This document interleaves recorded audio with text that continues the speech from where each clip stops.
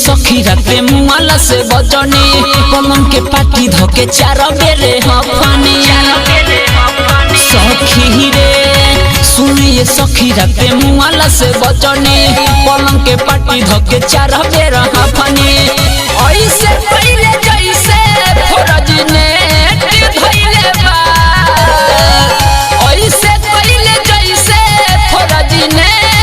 धइले बा कि पियावा खाके सखी टबलेट जवानी अपडेट कइले बा कि पियावा खाके सखी टबलेट जवानी अपडेट कइले बा सखी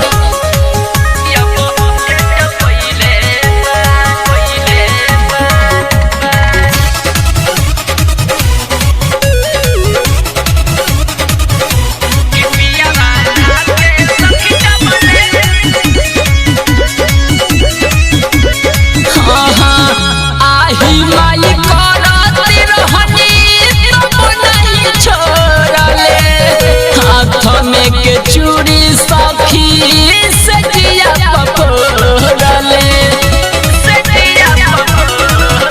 सखी आही माई करत रहनी तब नहीं छोड़ले हाथ में के चूड़ी रे सखी से जिया पकोड़ले लाली रे पलंगिया पूरा रे कइले बा लाली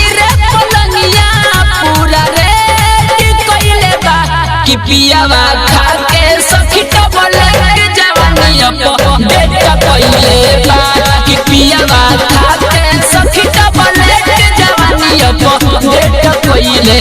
बा सखी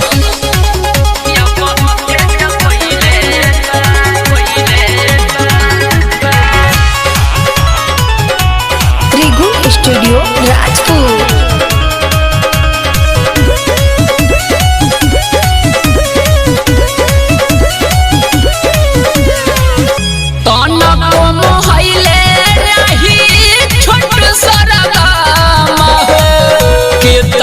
बताई पिंटू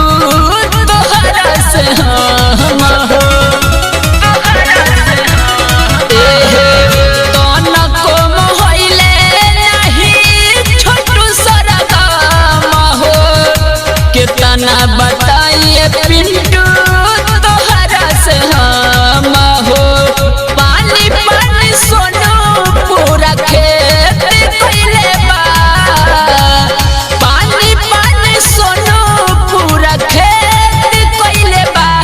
पियावा खाके सखी टबलेट जवानी अपडेट कइले बा कि पियावा खाके सखी टबलेट जवानी अपडेट कइले